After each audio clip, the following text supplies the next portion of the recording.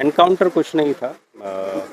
आप सबको पता है कि 25 तारीख को एक घटना हुआ था स्नैचिंग का, जहां करीब 34 लैक्स ग्रुप ने स्नैच किया था। उसका प्रॉपर इन्वेस्टिगेशन किया एडिशनल एसपी क्राइम और टीम के द्वारा, जिसमें हमको पता चला कि उस वैन के जो ड्राइवर और मैनेजर हैं उन्होंने ये सारी कॉन्स्पिरेसी हैच की। And with lot of effort in last 36 hour we have been able to recover substantial amount of money.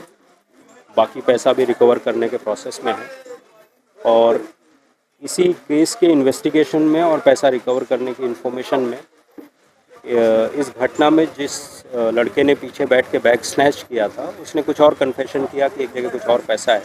वो ले जाने के लिए कल आयो और ओसी साहब निकले थे रात में।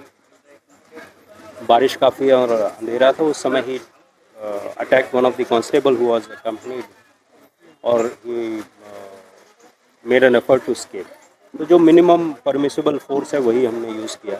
Again I am saying it is not an encounter, it is a step to apprehend the accused person who was trying to escape. अभी 3 लोग हमारे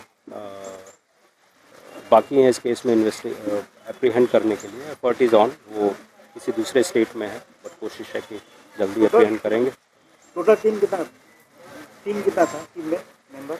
अभी हमने 4 लोग पकड़े हैं, 3 लोग और बाकी हैं। सर কোম্পানি তো কি কোম্পানি আছে রেটু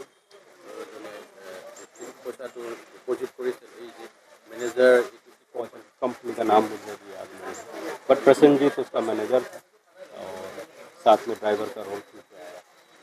और ऐसा नहीं कि उस दिन किया है, they had attempted to do it on 21st also, but उस दिन पैसा कम था इसलिए किया नहीं उन्होंने, और उसी से हमको क्लू भी मिला इनके इन्वॉल्वमेंट में।